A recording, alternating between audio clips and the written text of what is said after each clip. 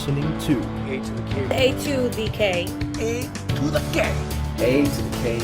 A to the K. A to the K. WrestleTalk podcast. Check it out. Change your life. You'll be thanking me later.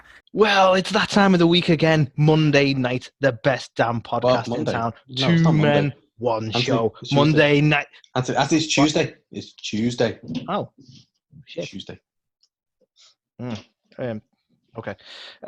Well, welcome, one and all, to A to the K's WrestleTalk podcast.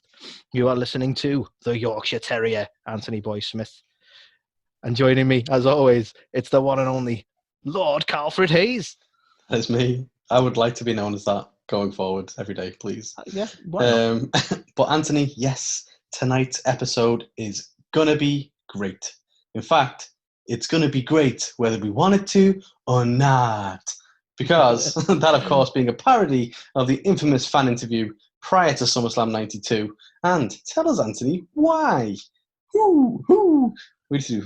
Why might we be making a reference to a certain English canine?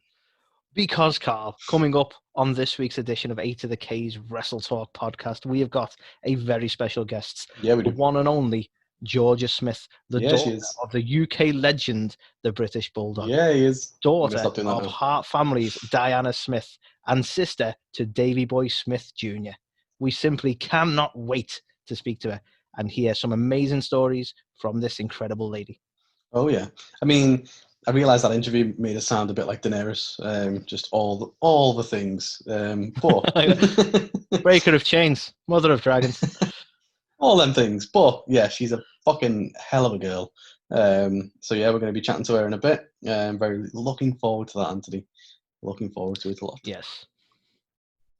Yes, we are. But, Anthony, is it my turn? It's your It turn. must be my turn, and I'm sure you've made it really hard to read out. But I can't even remember anymore.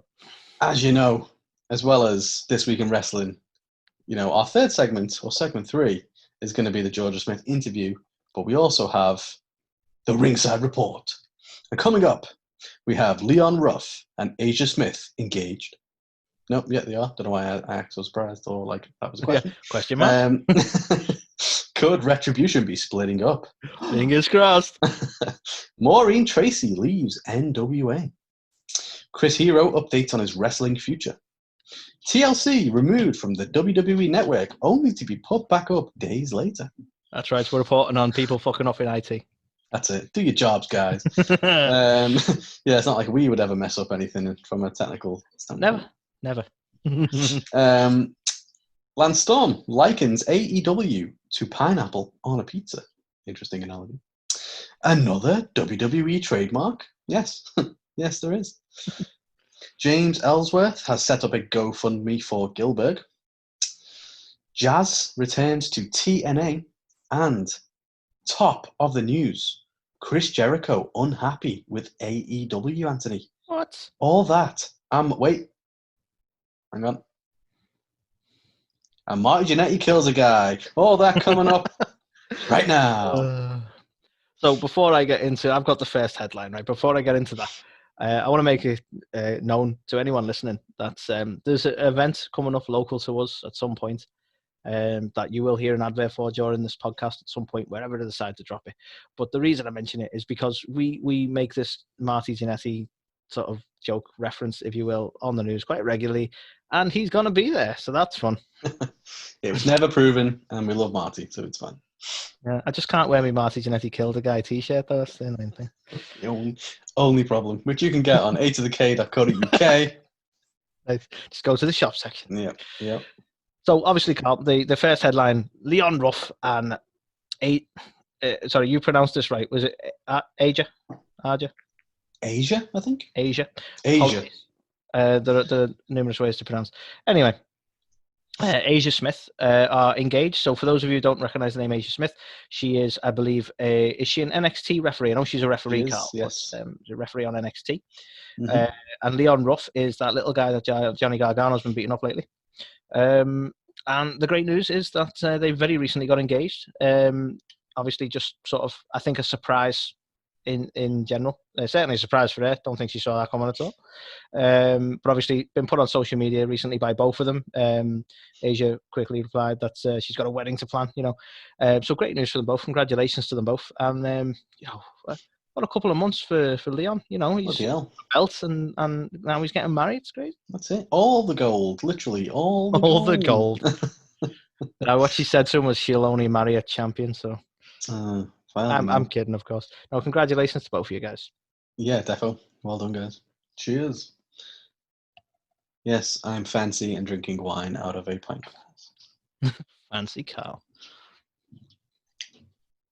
Drink it out of a boot like everyone else, Carl. So, Anthony, the next headline this week. Could Retribution be splitting up? So, because we're definitely not recording this in the future, and we definitely don't know what happened on the Raw that happened yesterday. We don't. We've no idea. Because we're going to report on the, because, we're not behind or anything. Not behind. It's Monday night still. It is. And, the Monday night in the future, because we are able to predict this, Reckoning had her first match. And throughout the match, at some point, her mask came off. And which isn't really that big of a deal because everyone knows by now it's Mia Yim, who knows names? Mia Carl. Sounds like some weird Mia Carl combination. So a mask comes off and basically Ali bollocks her for it, and it's kind of making people think that, okay, well, maybe Mia Yim's now going to be ejected from the stable, and as WWE likes to do when they form a faction, it doesn't last for a while. So could this be the first casualty of the Retribution stable, and how much longer do we think it has left? See, I don't think this is the end of the stable. I think they're going to rename Boys Only because they've kicked both the women out now. And, Boys Club. And that's how they're going to go forward. Ali joined, and he's like, I don't like the girls. So they kicked them both out. Yeah. And now it's just a boys' club, quite literally. I mean, to be fair, the way that they've booked them this whole time is just a bunch of nerds who live in their parents' basements and do petty crimes. I could see why they'd be intimidated by having girls in the stable. So. Yeah. No, but joking aside, I think this probably is the sign of them starting to split it all up. Like there's dissension in the ranks already, and they've not really done anything yet. So for me, I think this is like it might help further Ali's sort of career as a heel, but I think this is Retribution being slowly sort of pulled apart. Because as we know, historically, Vince won't keep a faction going for very long. No, doesn't like to do that. Got a weird update noise then. Let me just close. I'm just so popular. I'm so popular. Oh wait, no, it was just Ali saying I hate girls. Weird. Marty Jannetty saying I'll see you soon. You'll never find the body. No. At some point we're gonna have to start doing that. I know. I feel really bad because we're advertising for the love of wrestling, and he's going to be there, and yeah, it sounds terrible. But no, we love Marty. Marty's cool. We do. He's a cool guy. So, Carl, next one. Maureen Tracy is leaving NWA. Now, you might be thinking to yourself, who's Maureen Tracy? And I can understand that, right? No, joke. Like, in all seriousness, it sounds like I'm having a pop. I'm not. Maureen Tracy is heavily involved in NWA behind the scenes. She was, I believe, the director of operations, but has largely been known to wear many hats within the company. And literally no one's got a bad word to say about her. She has been integral and pivotal in NWA's inner workings, let's say, and this is a bit of a loss for NWA, really. And by all accounts, they've been hit hard with a lot of departures, a lot of issues, obviously, especially in relation to the pandemic and the like. So it's really not good news for NWA. But obviously, Maureen felt this was the right time. We've had a few people. Ricky Starks being the most notable example who's sort of come out on Twitter. Again, he's echoed similar sentiments to a lot of people, and he said that this lady is the heart of NWA. No one has done more than her. So, that's just it gives you an idea of how well thought of she is in NWA and in the business. So, a sad loss for them, but obviously she's felt it's the right time. So that's my one, Carl. Maureen Tracy is leaving NWA. Yeah, no, I mean, I think it's going to be a massive loss for them because she's been so involved in everything, for them. So, yeah, and it's sad because she's obviously been such a big part of them carving out their own niche when they've sort of, essentially remade NWA, because it did exist many moons ago in the old territory days, when they've made it into what it is now. And essentially, I personally think this has probably been the biggest as far as like a YouTube's, internet based wrestling company has been. If you ignore AEW Dark, which I'm not trying to be unfair to them in doing that. It's just obviously like NWA were the first to sort of come on and do such a big presence on YouTube, as far as I know. So they did carve out their own little niche, and sadly, the Corona pandemic has sort of set them back a bit, unfortunately. Yeah. No, Do it's you a big think we could loss. see her name crop up in any of the other companies, Carl?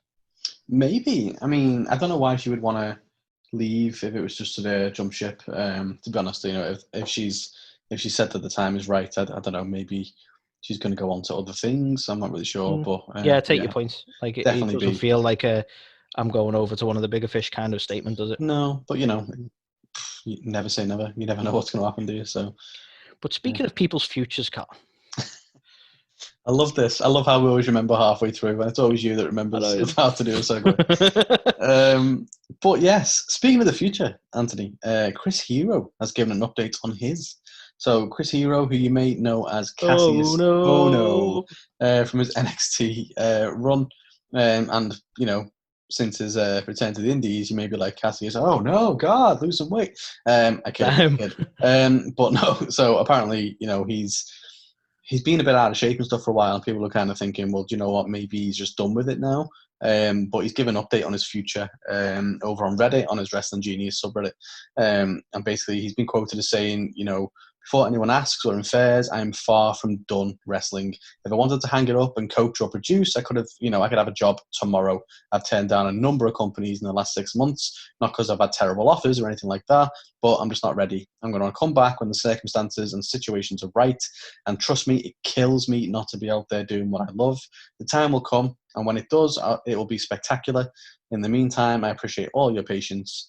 Take care and stay safe. So, pretty big update there from Chris Hero or Cassius Ohno. Do you know what? It's really interesting that as well, because I was one of the people who was quite surprised when WWE let him go, because he wasn't. He obviously still had an interest in an in-ring career, but he was heavily involved in NXT UK at a time. Yeah, and he was involved in the behind-the-scenes elements of NXT UK for a time. Mm-hmm. And I thought this was a natural stepping position, and that WWE would see the value in him in that sense. Now, maybe that's why, because he didn't want to do that and he wanted to be a wrestler still. Maybe that's why it happened as it did. But I was very surprised when WWE let him go, because he hasn't nicknamed himself the Wrestling Genius for nothing.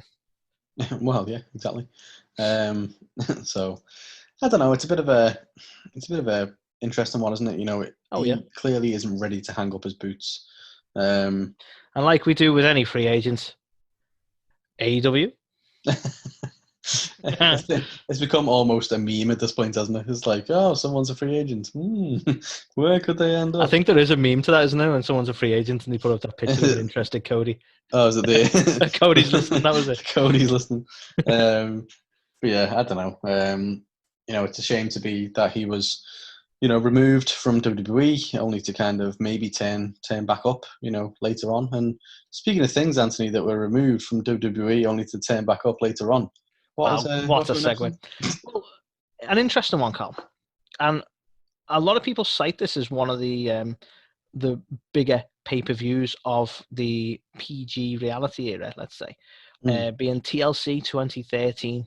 Now, this was a point when, was it a unification? WWE champion Randy Orton went up against John Cena, who was the world heavyweight champion.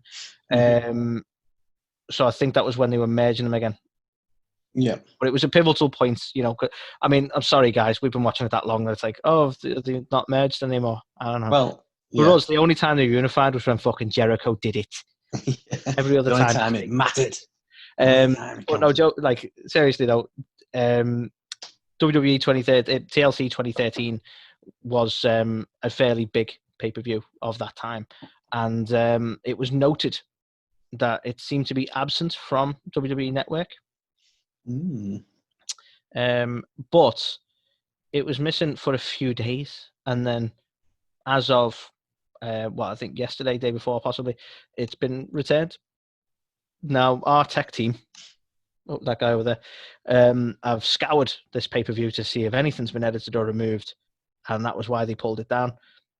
Nothing. It doesn't appear to have changed even slightly. So am I reporting on something and nothing, and someone accidentally pressed delete and had to go and find the footage and put it back on there? Or was there a reason they had to take it down? And can you find that reason? This is like a game of Where's Wally, guys. If you can find what changed, let us know. Yeah, let us know. I think also at that event, it was a 3-on-1, The Shield versus CM Punk. So my initial thought was it's going to be something Punk related, but by all accounts, nothing has changed. No, Punk loves WWE. It's fine. Of course he does. Of course he does. And speaking, Anthony, of things people love and other people hate, how do you feel about pineapple on pizza?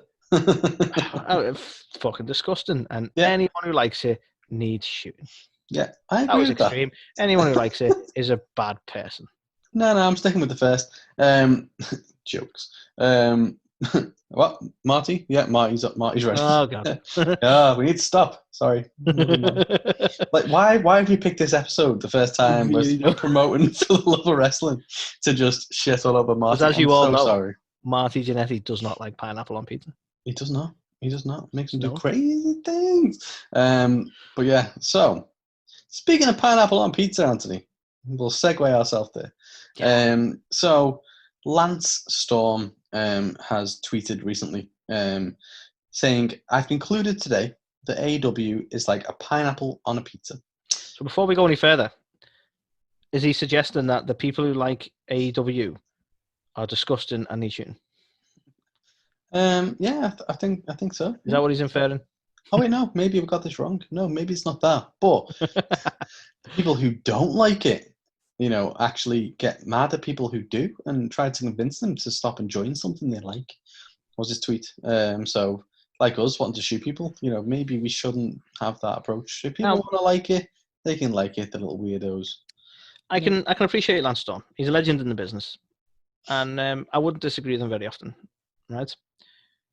But I think they're both as bad as one another. Mm-hmm. I've scoured Reddit. I've been on social media long enough to know that if you're a fan of AEW, you find a reason to hate WWE. And if you're a fan of WWE, you find a reason to hate AEW. And I think both groups of fans can be as bad as one another because these, for some reason, become very territorial and feel like you can only like one show, which is bullshit. Mm-hmm. I mean, I think with anything, whether it's like wrestling companies or any kind of niche, you're going to have people who will defend it like to the tilt. You know what I mean? It's like if anyone says anything bad about it, I'm going to cut you. And I think regardless of whether it's WWE, AEW, you've just got this. You've got these people who are like that. So, on the one hand, great. I'd love to see what these fans do if at some point, somehow, WWE have a working relationship with AEW. Yeah, I don't know who to hate anymore. It would just implode, I think. But, I mean... Because you've got to like both guys. Liking both is like pizza on pizza. You can't lose. It's like a pizza sandwich. Yeah, I mean, I don't know. Like, WWE have got its flaws. AEW's got its flaws. And, we'll come on to that when we talk about Chris Jericho in a bit. But... it's one of them. At the end of the day, don't spend all your time trying to find reasons not to like something else. If you don't like it and you've decided that, cool. You don't have to watch it. But just wrestling's meant to be fun. It's meant to be an escape and you're meant to get behind it and enjoy it. So just do that. It's the thing. And like at the bottom line, like, because we might come across like we favor AEW because we do give it higher ratings more often than not. But that's because of, in a level, that's what we appreciate. We appreciate the creativity they're trying to give. But like, it depends on what you stack them up against. We've mentioned a few times, if AEW went up against WWE in terms of production value, they're not going to stand a chance. You know what I mean? Like, and some stories WWE do are massively entertaining, aka the Roman Reigns' recent heel turn is fantastic. But, we kind of give it to AEW on the creativity front, but they both have their strengths. Yeah, no, definitely.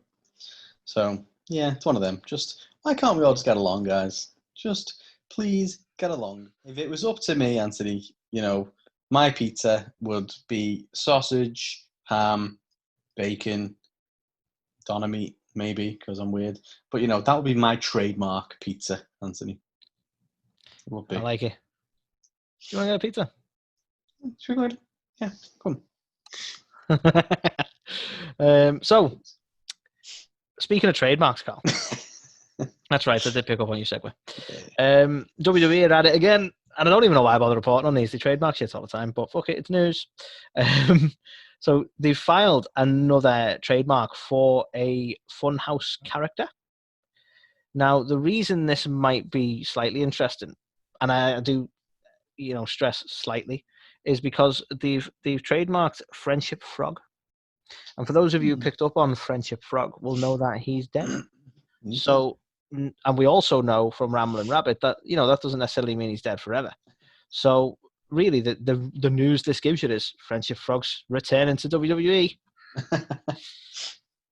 But yeah, another trademark. We've all been waiting for, Anthony. Better than Wobbly Walrus, so fuck it.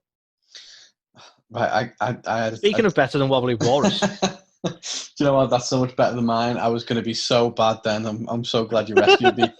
I was going to say, do you know what? If Friendship Frog returned to WWE, I'd probably have a heart attack. Speaking of heart attacks, Jesus. I'm so sorry. That is close to the knuckle. I'm so sorry. No, on a very somber and serious note, obviously, Gilbert, who was a parody character back in the Attitude Era of Goldberg. And you know what? Credit to him. He's been probably the most successful parody character ever. He was great. I thought he was like thoroughly entertaining. I thought, they've tried a lot of stuff in the past of like little miniature like representation to people, or like the fake like Nacho Man and Huckster and fake Diesel and fake. Well, yeah, literally just repackaging Diesel because Diesel left. Exactly. They've tried a lot of stuff over the years. But yeah, for me, Gilbert was a really just funny, and probably, as you say, it was their best take on like a parody character. And unfortunately, he actually had a heart attack. I'm not too sure when it was. It wasn't long ago. But obviously he's home now, he's recovering and stuff. But obviously in America, whenever you have to go through the kind of medical system, there's a lot of medical bills involved. So James Ellsworth, who was former WWE talent, is obviously, he's had a few matches and stuff with Gilbert in the past. Obviously, people saw some similarities in there almost for some reason. So they've been quite close and good friends and have got along. And because they're both nothing like Goldberg? Maybe. But yeah, so he's obviously with Gilbert's wife. He's now set up a GoFundMe page. Where was that going? Didn't waste any time, James. So yeah, he's actually set up a GoFundMe page to obviously help with paying for Gilbert's medical bills and stuff. So yeah, you can go find that on GoFundMe. And if Gilbert brought you any moment of joy or entertainment in the Attitude Era, or if you're just compassionate enough about somebody who's got a shitload of medical bills to pay, please go over, check that out. He was he's definitely someone who's entertained a lot of people. And as we tend to do with these things, guys, I will make sure that there's a link in the description to the podcast and a link in the description to our YouTube to make it just as easy to find if you do want to actually offer it into the GoFundMe page. Absolutely. Good man. So, Carl, next one, because there's no decent way of segueing with it being such a somber note, is a surprise return. And I do say a surprise return because we all know who the Phenom Jazz is, right? She is a WWE, not necessarily, is she a Hall of Famer? I don't want to speak out of 10. I don't think she is She's a Hall of Famer yet. Legend, right? Former women's champion. She's definitely a legend. Yes. And we know from previous, I think maybe even last week, we were reporting on this Dog Pound Dojo that is part Jazz and part Thunder Rosa, am I right in saying, Carl? Mm-hmm. So we know that she's got like a lot going on at the moment.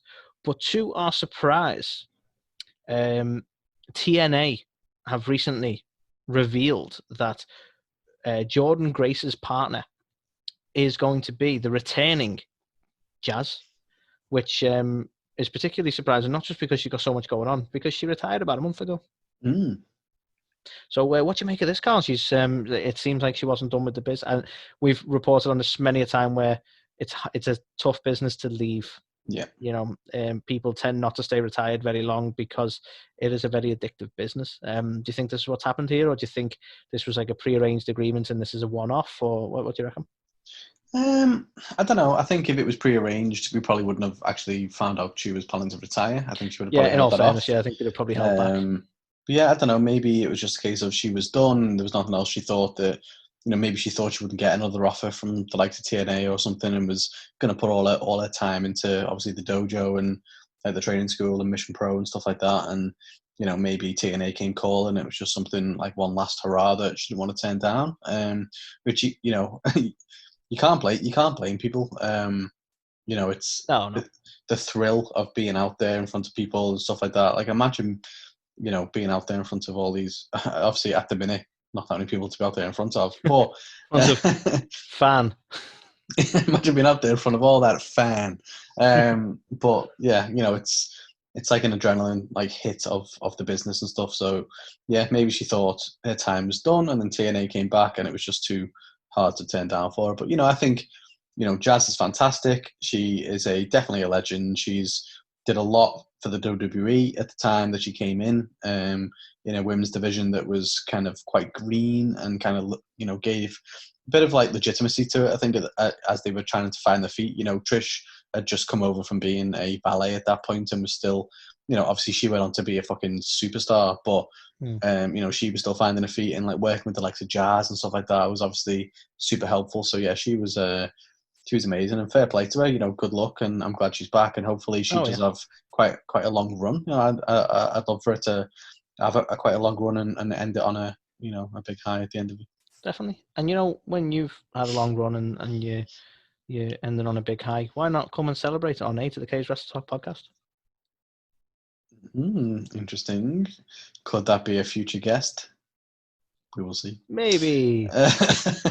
We don't know, but we'd like it. We would like it. But Anthony, the final news story, unless anything else is any breaking news, anything Unfortunately, else Carl, I'm quite unhappy because we've no other news. It was a slow news week this week, to be fair. But that being said, we bring you the, what did you call it in the news business? I tried to fucking set you up here. Sorry, come on. I gave you your segue. I told you I was unhappy. Oh shit! Yeah, shit. Sorry. Yeah, do it again. I'll be honest, Carl. I'm quite unhappy because there's no other news to give, really. Speaking of people who are unhappy, Anthony. Hey, there we go. Yeah, there we go. My bad. So, what is top of the news this week is Chris Jericho has actually criticised recent AEW segments. I will stress he also simultaneously said that, we lost in the ratings, but we didn't lose in the ratings. So, I mean, he's still the demo pod. No, that's us. Sorry. Hey! Hang on, I've got that one. I buy into my own hype way too much. Demo pod. He's still the demo god, of course, but we are the demo pod. And yeah, so obviously you can't take that away from him. But yeah, a bit of a surprising segment. He was on Conan's podcast, I think.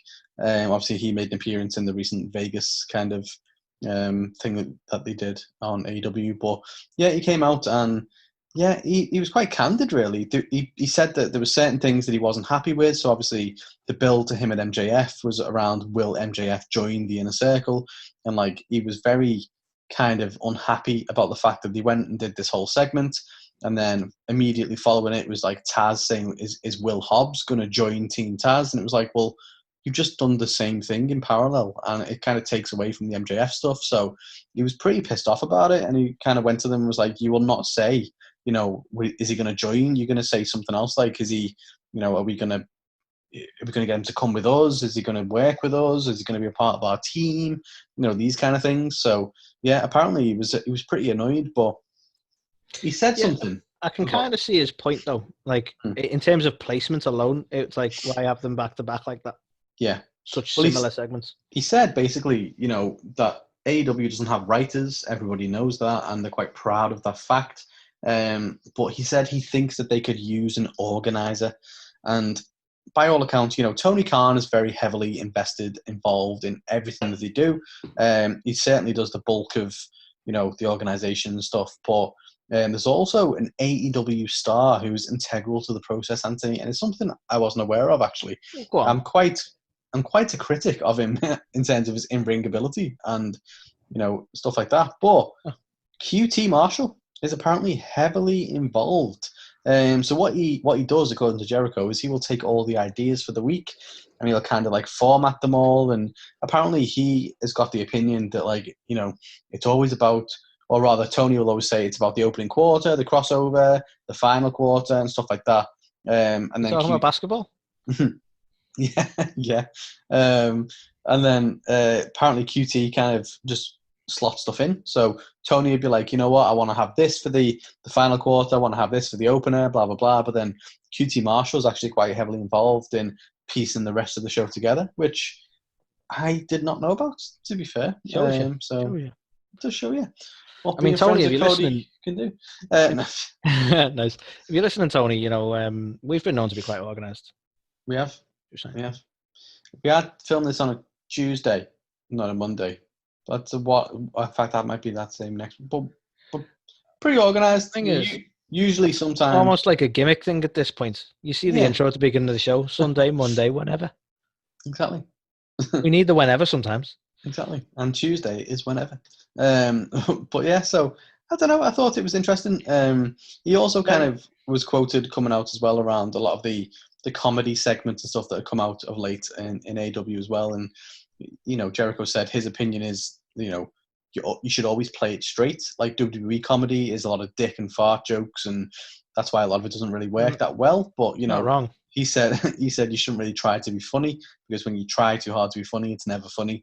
And that's kind of been his attitude through all these segments. And, you know, I think, you know, I praised him quite a bit for the work he did on the Vegas skit the previous week, where he was just like subtle things, where he was just like, he couldn't talk and stuff because he was so wasted and things like that. So, yeah, I don't know. I think some stuff does fall flat. They're aware of that. They're still a junior company. They've had some really good highs, and there will be some lows along the way. I think that is where, like, to be honest, some of the grief they get is totally unfair, because they're like, what, into the second year, not even a full second year, and it's like they're getting compared to one of the biggest and longest standing companies in the world and being told this shit compared to them. It's like, come on, guys, we've been around that long.